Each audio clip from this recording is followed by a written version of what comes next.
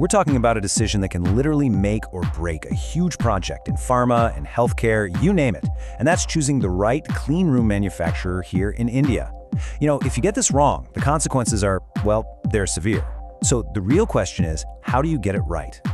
So, picture this. Your brand new clean room fails its validation. Your first thought is probably something technical, right? Maybe a problem with the filtration or the air pressure. But here's the thing. That's usually just the symptom. The real root cause is almost always something else entirely. In fact, the whole problem usually starts way earlier. We're talking months before a single panel even gets installed on site. The critical mistake happens right at the very beginning, in the planning stage. And it all boils down to one thing, a single decision: who you choose to build it. This moment, right here, is where a project gets set up for success, or it gets destined for some really expensive, time-sucking problems down the road. And we're not talking about a little oopsie here. This is a massive foundational error, the kind that creates these huge financial and operational ripple effects later on. So let's take a look at what that actually means in the real world. Yeah, this isn't theory, this is real stuff. I mean, can you imagine a major pharmaceutical plant just sitting idle for half a year? Or brand new IVF labs having to be completely torn down and rebuilt from scratch? Or hospitals just burning through crores of rupees to fix compliance failures? Every single one of these nightmares traces right back to that initial choice of partner. Okay, so this brings us to the most crucial point. This is the core idea that so many project planners just miss. Are you hiring a true manufacturer, or are you just hiring a vendor who puts parts together? They might sound the same, but trust me, the difference is night and day. Let's really break this down. A vendor, or an assembler, is someone who buys panels from one company, doors from another, an HVAC system from a third party, and then tries to piece it all together at your site. The risk of things not working together is huge.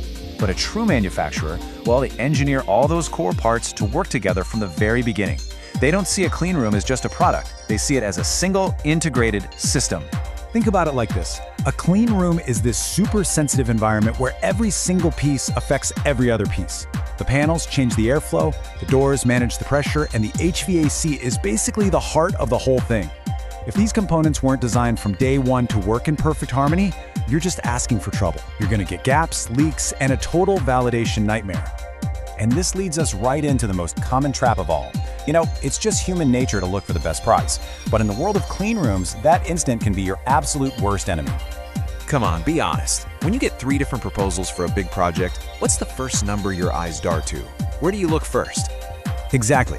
That bottom line number on the quote, it feels like the most logical place to start, right? But focusing on that number is precisely where so many expensive mistakes begin. Because this is the world your clean room actually has to live in. It's not about the initial cost. It's about meeting these incredibly strict, totally non-negotiable standards.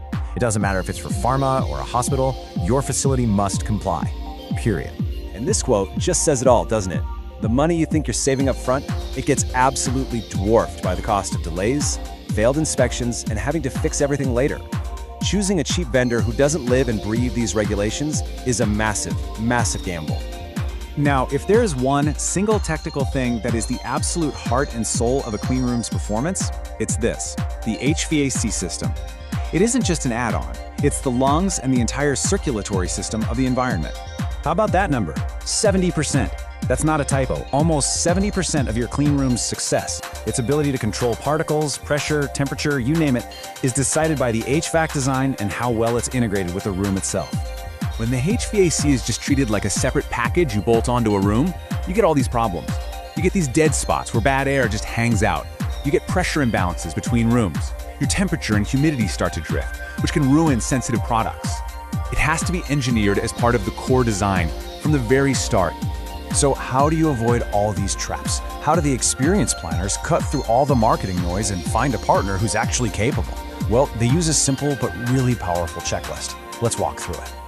Okay, this is your playbook. Number 1, do they actually make the core systems themselves? 2, do they get your specific regulations? Can they talk about US FDA or WHO GMP without sweating? 3, do they have a real engineering team, or are they just installers? Big difference.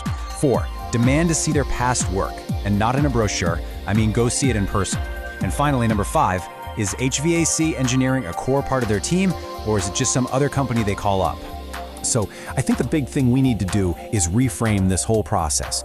You are not just buying a piece of equipment. This is not just another construction project. It is so much more important than that. What you're really doing is choosing a long-term technical partner. Someone whose engineering is going to directly impact your business, day in and out, for years. Their work is the environment where your most critical work will happen. And this, right here, is the ultimate goal. A great clean room isn't just a cost or regulatory box you have to check.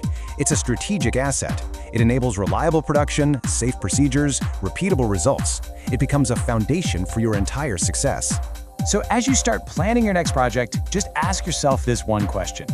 Is your process set up to find the cheapest possible box, or is it designed to find the right partner to help you build a high-performance, long-term asset? The answer to that question will determine everything.